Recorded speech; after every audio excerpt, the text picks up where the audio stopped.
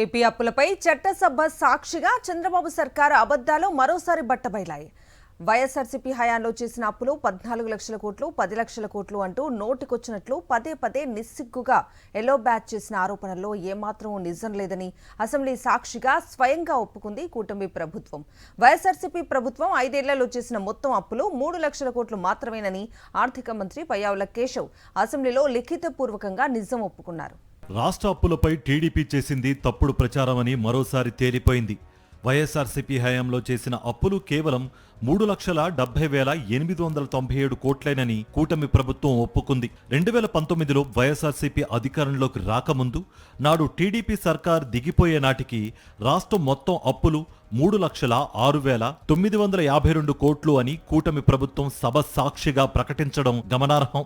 ప్రస్తుత ఆర్థిక సంవత్సరం 2025-26లో 1,03,656 కోట్ల బడ్జెట్ అప్పులు చేయనున్నట్లు ఆర్థిక మంత్రి పయ్యావుల కేశవ్ అసెంబ్లీ వేదికగా ప్రకటించారు. ఇందులో ఆగస్టు నెలాఖరు నాటికి 44,364 కోట్లు అప్పు చేసినట్లు వెల్లడించారు.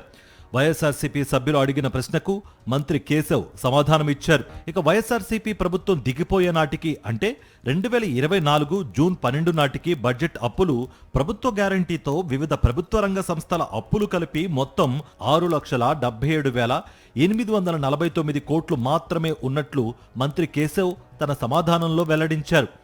ఇందులో 2014-15 నుంచి 2018-19 వరకు గత టీడీపీ ప్రభుత్వ హయాంలో తీసుకున్న బడ్జెట్ అప్పులు, ప్రభుత్వ గ్యారంటీతో వివిధ ప్రభుత్వ రంగ సంస్థల అప్పులు కలిపి 3,06,952 కోట్లు ఉన్నాయన్నారు.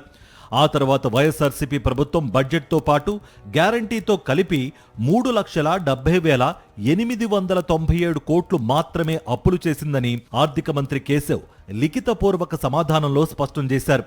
ఈ గణాంకాలన్నీ అకౌంటెంట్ జనరల్ ఫైనాన్స్ ఖాతాల నుంచి చెప్పినట్లు మంత్రి కేశవ్ పేర్కొన్నారు. బడ్జెట్ బయట, బడ్జెట్ లోపల వైఎస్ఆర్సీపీ ప్రభుత్వం ఏకంగా 10 లక్షల కోట్లు అప్పులు చేసిందంటూ పదే పదే సీఎం చంద్రబాబు చెబుతున్న మాటలన్నీ అవాస్తవాలేనని అసెంబ్లీ సాక్షిగా ఆర్థిక మంత్రి ప్రకటనతో తేలిపోయింది.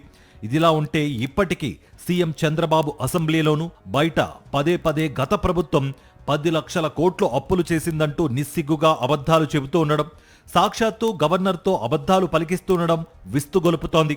ముఖ్యమంత్రి స్థానంలో ఉంటూ అవాస్తవాలు చెప్పడం ఒక్క చంద్రబాబుకే చెల్లుతుందని ఆర్థిక రంగ నిపుణులు వ్యాఖ్యానిస్తున్నారు. వైఎస్ఆర్సీపీ చేయని అప్పులు చేసినట్లు బుకాయించడం ప్రజలకు తప్పుడు సమాచారం ఇవ్వడమేనని అధికార వర్గాలు పేర్కొంటున్నాయి.